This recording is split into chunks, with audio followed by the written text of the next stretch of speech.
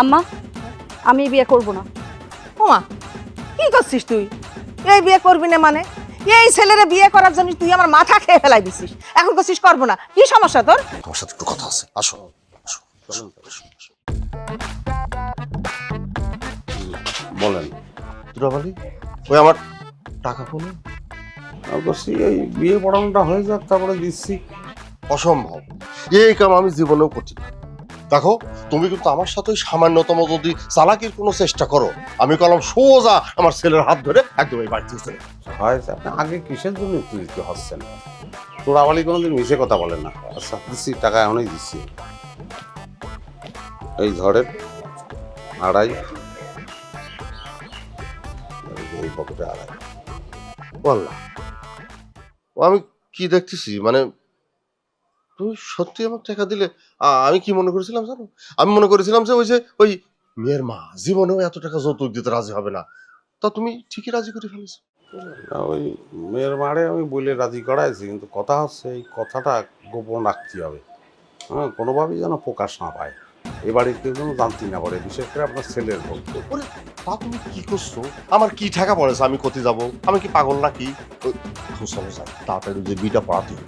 চলো। বিয়ে পড়ানোর জন্য আমি প্রস্তুত। তাহলে চলেন আমরা যাই, মেয়ের অনুমতি নিই। আচ্ছা চলেন, শিলির কাছে চলেন। তাহলে মেয়ের কাছে যাওয়া লাগবে না, মেয়ে নিজে এখানে চলে আসছে। আম্মা আমি বিয়ে করব না। ওমা কি করছিস তুই? এই বিয়ে করবি না মানে? এই ছেলেরে বিয়ে করার জন্য তুই আমার মাথা খেয়ে ফেলাই দিছিস, এখন করছিস করবো না? কি সমস্যা তোর? কি সমস্যা তুমি জানো না? সি সি সি সি আম্মা সি, আমার ভাবতেই অবাক লাগতেছে। বুঝলাম এই ছেলের আমি পছন্দ করছি, তাই বলে তুমি আমার যৌতুক দিয়ে বিয়ে দিবা? যৌতুক? কে কারো যৌতুক দিছে? আমি তো কাউরে যৌতুক দিইনি। এই বিয়ে সাহেব, আমি কি আপনার যৌতুক দিছি? সমস্যা আপনি কম দিনি? আপনি এদিকে আসেন।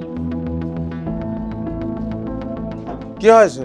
কি কি হয়েছে আপনি জানেন? আপনি কি সত্য কথা বলবেন সবার সামনে? কি হলো, কথা করছেন না কেন? এই পারবিন, ক দেখি তুই কি দেখেছিস? একটু আগে এই ঘরের পিছনের বারান্দায় এই লোক ছেলের বাবারে 5 লাখ টাকা দিছে, আমি নিজে চোখে দেখছি। কি পারবিন সত্য কথা কয়েছে? দেখেন এখন চুপ করে থাকবেন না, সত্যটা স্বীকার করেন। এখন যদি আপনি সত্য কথা স্বীকার না করেন, আমি কিন্তু সত্যি সত্যি গলায় রশি নিয়ে আমি রশি রশি রশি, খালি কথা কথা আপনি 19টা বিষয় লিখে আপনি খালি রশি রশি করেন। আর এই রশি রশি করি আপনি আমার জীবনেতে খাবার দাবার সব উঠে দিচ্ছেন। রশি রশি করতেছে।